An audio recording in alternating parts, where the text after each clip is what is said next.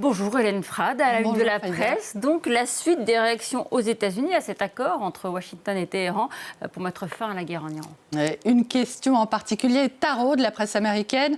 Quid du nucléaire iranien? Pour le Washington Post, Trump revendique la victoire, mais cet accord ne dit rien du nucléaire iranien, des ambitions nucléaires iraniennes, reportées à des négociations ultérieures. Trump a promis que l'Iran n'aura jamais l'arme nucléaire, mais son accord risque de ne jamais tenir cette promesse, redoute Politico, un sentiment partagé par le patron de la CIA en personne, en tout cas d'après Axios, qui affirme que ces doutes sont partagés notamment à la fois par le secrétaire d'État J.D. Vance et par le secrétaire à la guerre Pete Hegseth. Alors cet accord provoque des doutes aux États-Unis et de grandes inquiétudes au Liban.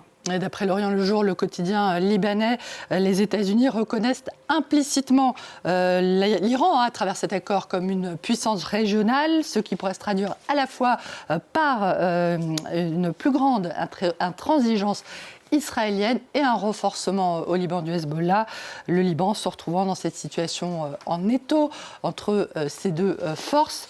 Beaucoup de choses ont pris fin, sauf notre douleur. Les rêves et les espoirs ont brûlé et ils ne reviendront plus. Dans le Figaro, des internautes iraniens, contactés à travers un Internet encore assez capricieux, expriment eux aussi leur angoisse face à un accord qui les laisse livrés à eux-mêmes.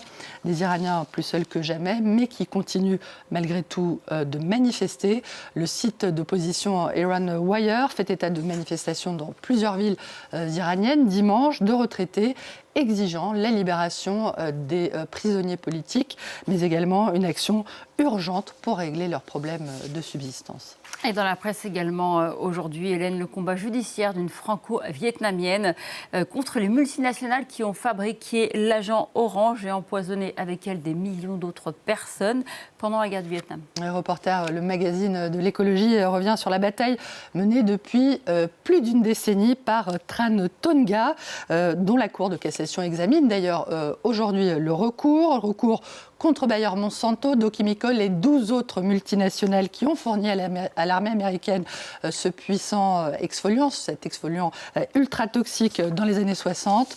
Âgée aujourd'hui de 84 ans, cette femme tenace, dont le combat est également relayé par le quotidien L'Humanité, se bat contre l'argument selon lequel ces entreprises se seraient contentées de répondre à des appels d'offres des États-Unis. Si son pourvoi en cassation échoue, Tran Tonga a déjà fait savoir qu'elle se tournerait vers la Cour européenne des droits de l'homme.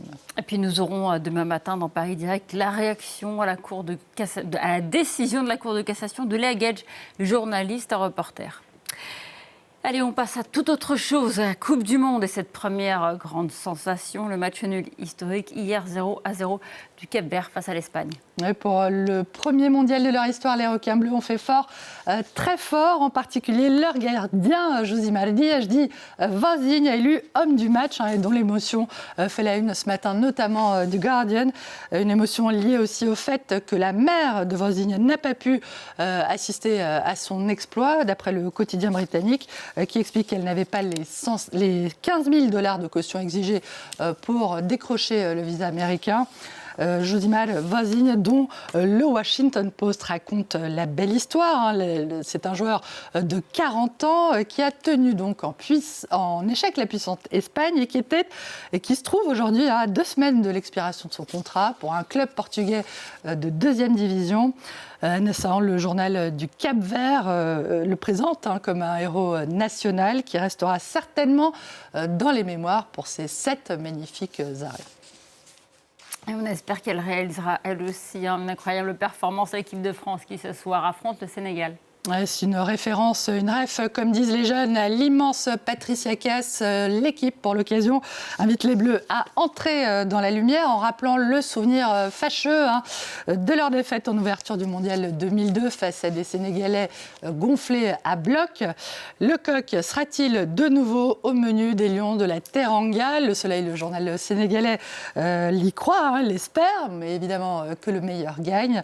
En attendant, je rejoins nos confrères qui se sont sont mobilisés hier avant la conférence de presse de l'équipe de France pour rappeler le sort de notre confrère Christophe Glaise, ce journaliste sportif français détenu en Algérie depuis mai 2024, a été condamné à 7 ans de prison pour apologie du terrorisme alors qu'il enquêtait sur un club de foot local.